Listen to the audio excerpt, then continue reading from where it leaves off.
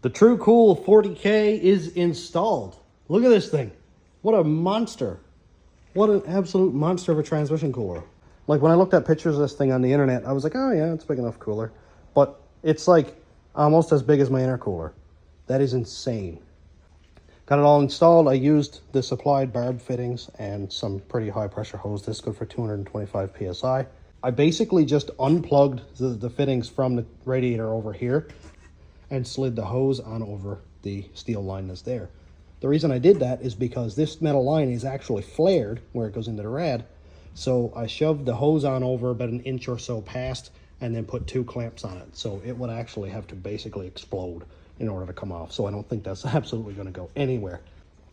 I snuck the lines out behind the radiator and the headlight bracket right there across the front. Based on viewer recommendations, I put the ports on the top. The thought was that fluid will come in here, fill the tanks, and then out through the top. Whereas if I put them upside down with the lines facing down, then it would come up through the bottom and flood, you know, a few of the cores here and back out the bottom, while the top would just be kind of like stagnant fluid.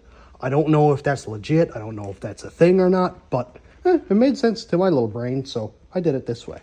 And surprisingly, it actually made it easier to get the lines in anyway, because one line comes right to the top and one is about halfway down, and it was very easy for me to sneak the lines out through here. These little brackety tab things that came with it worked awesome. I just kind of bent it and cut it off and screwed it up to the hood bracket support bar thing, and it actually came out relatively clean enough. Like, it'll work just fine. There's a gap between the cooler and this black bar here, so it's not going to be rubbing against the cores, and that way vibration won't make it leak or anything. And I think that's going to be a massive improvement. Gotta say it again, thank you so much, Jorge, for sending that to me.